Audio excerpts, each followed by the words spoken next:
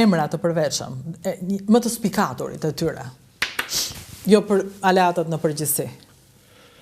Jo, anglesët pa diskutim kanë ndihmuar shumë Shqipërinë në atë kohë, në krahasim me tjerë. Sepse kjo është relative, në fakt ata bënë edhe më shumë, që është e vërteta. Sepse për shembull në Jugosllavi, ndihmat për Jugosllavi ishin 10 fishi i atyre që na jepnin ne. Po, dhe Jugoslavia ishte 10 fish më e madhe se ne. Po jo, ishte më e madhe, po në raport me ne ishte 10 fish më shumë. Në raport me popullsinë dhe me territorin. Për më tepër që Jugosllavët i ndihmonte edhe Bashkimi Sovjetik drejt për drejt. Ne nuk kishim ndihmë nga Bashkimi Sovjetik. Absolutisht. Bashkimi Sovjetik nuk futur kaq thellë në Shqipëri. Stalini dhe ushtria kush e kishin hall të madh me Gjermaninë dhe as nuk e dinin, as nuk donin ta dinin se ç'bën në Shqipëri. Kemi pasur kontakte gjatë luftës, fare me Stalinin. Pothuajse fare. Atë kontakt që kishin marrë mund ta ketë marrë Tito me to, dhe ka thënë ata po luftojnë me ne dhe hajt. Fjala vjen. Domethënë. Po. Më në fund dërguan një Ivanov, një major, erdhi ky. Edhe ky ishte një zbulus sovjetik.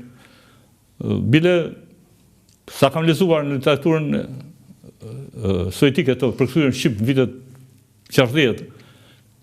Ky ishte një zbulus së vërtet, edhe që ishte këtu në Ballkan. I dhanë urdhër ata të vinë në Shqipëri dhe erdhi. E pritën në Helmës, sikur kishte zbritur Mesia prej në tokë. Po në fakt nuk kishte ndonjë rol. Ta udhëheqësit tanë të luftës, që kanë qenë atëherë, kam thënë që s'kishte ndonjë ashtu. Kurse si emra të përveçëm, unë do të përmendja Thomas Stefani, shefin e ndërlidhjes amerikane në Shqipëri.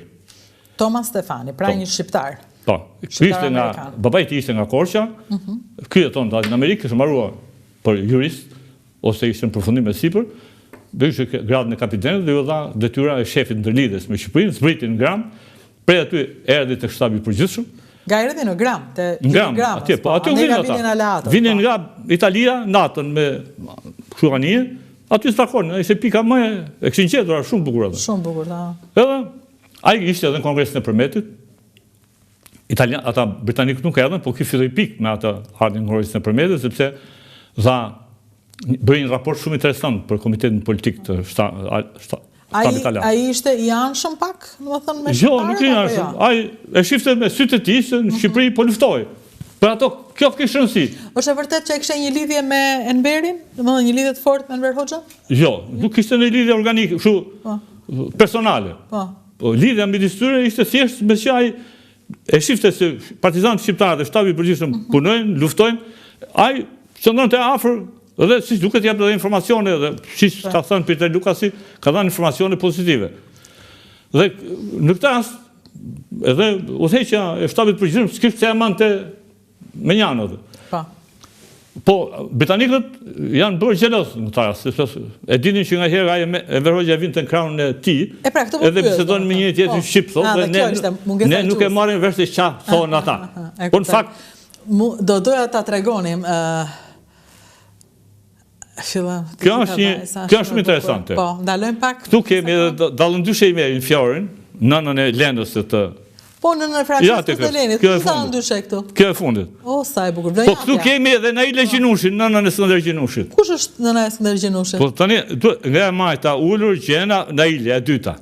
Ajo që është aty e dyta. Nga e majta ulur, e dyta, këtu. Po, aty është edhe nëna e Gjufit. Kanerina Gjufi, kjo e fundit fare. Kanerina Gjufi? Po, Kanerina Gjufi, po. Në këm nga e djatha, që i bje është lartë. Në këm nga e djatha, është lartë, nëna e Gjufit. Do të jetë nga e djatha, do të jetë ajo tjetër atje.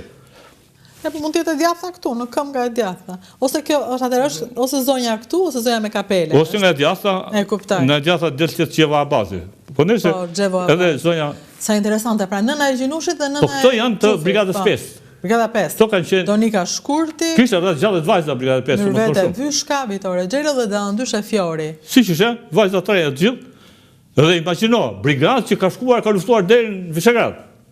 Ka bërë mijëra kilometër. Ka lënë 300 gjallë dëshmorë. Sa interesante, vajza. Vajza të vogla, vajza të reja, e pabesueshme, me armë të gjitha, dhe këtë tha italiane, shumë e bukur e përfaqësuesi veteranëve, keni parasysh që ato armët nuk ja jep të ushtria. Armët i duhet ja marrësh armikut, pra ato ja kanë dalë të merrin dhe armën armikut. kjo dalëndyshja ishte në shtëpinë e gjyshit tim. Si në shtëpinë e gjyshit? Po të luftës, ishte plagosur, edhe quan ato nacionalistë shqiptarës aty, quan të gjyshim se ishte më afër qendrës aty, edhe e mbajtën 2 javë në shtëpi ata, edhe i bën ashtu po javën e parë ajo ishte keq. Edhe hante nuk e ndjej, më ka thënë ajo vetë, nuk e ndjej çfarë haja. Sepse kjo temperaturë e zonja e shtëpisë më solli thotë një ftua.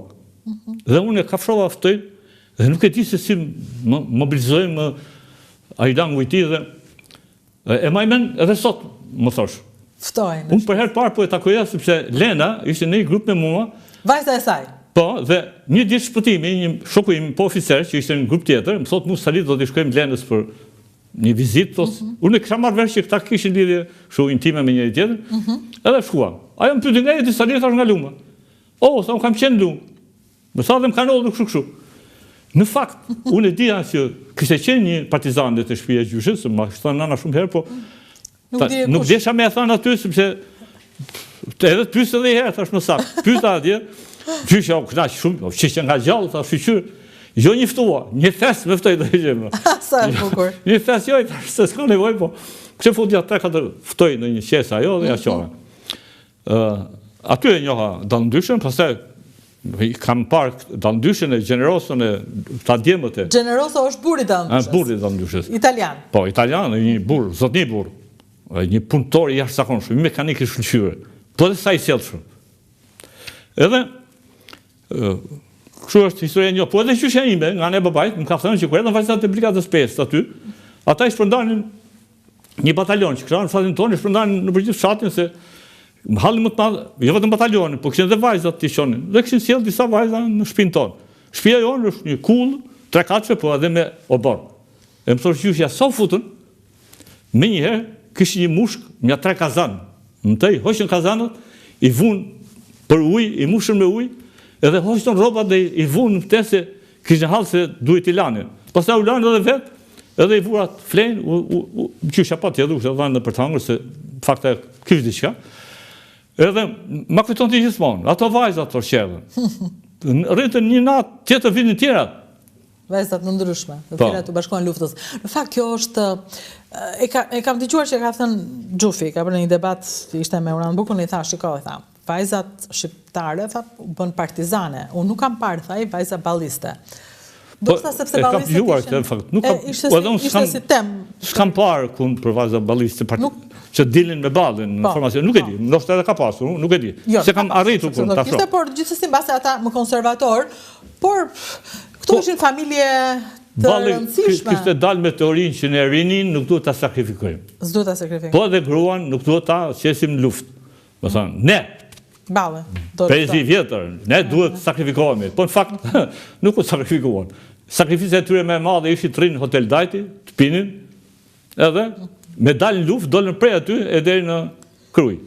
Deri në Kruj. Tani unë duhet të rikthem në njërë të Tom Stefani, sepse më kam bërë përshtypje historia e tij që ma treguat ju. Çfarë ndodhi me Tom Stefani në fund të luftës? Tom Stefani në fund të luftës, që dhe nga data 28, kur filluan ballo i qunë të rinia ato, ditë për ditë rinia këtu në Tiranë organizohet dhe ballo të frimit. Edhe ai shkon të këto ballo dhe në një nga këto ballo njeh një vajzë të bukur, tiranëse, Luli Vrioni. Edhe i thotë Enver Hoxhës, shu. Enver Hoxha pyet dhe i thotë, dëgjoj se ajo janë balliste. Po, ke ka treguar Peter Lukasi në ato. Në libër shumë i mirë. Po, shumë i mirë. Thotë, është balliste, thotë, prandaj Enver Hoxha thotë Lukasi kishte vënë mend që ta mbante këtu në Shqipëri atë dhe t'i jepte disa detyra të rëndësishme, sepse me siguri duheshin për lidhje me diasporën tonë në Amerikë, që është një diasporë e madhe dhe shumë patriotike në fakt. Po edhe me shtetin amerikan, sepse atëherë marrëdhëniet me Shtetet e Bashkuara mendoheshin se do ishin shumë të mira. Nuk kishte ardhur perioda e luftës së shtotë që filluan erat e acarta. Mirë po, ai vazhdoi marrëdhëniet e tij me Luli Vrion dhe një ditë vendosi të largohej nga Shqipëria, nuk njoftoi, e mori me vete, shkoi në Rinas, ato partizanët që ruanin aty aeroportin e nderuan me grush, sepse as nuk s'u duhej atyre se kush ishte kjo vajza që ishte me këtë Thomas Stefanin, rëndësi kishte ai shefi amerikan që ishte me to, e mori që iku në Amerikë. Aty u martuan. Ai iku pa lajmëruar, iku fare, u mor vesh kur Kur arriti në Amerikë. Po. Edhe, kështu atje, në fakt, pa kohë punoj, nuk i shkoj puna marë e mirë, viti qerë, aty para viti 60 ka vdekur, e shoj që ajetoj gjatë të në vitin 92, ishte speaker në Zërin Amerikës. Kështu është jetë e ti, në fakt, një djalë dhe një burë që mund të kontribonte edhe më shumë për Shqipërinë, me po nuk u bëhem mundur do të edhe, si qojnë.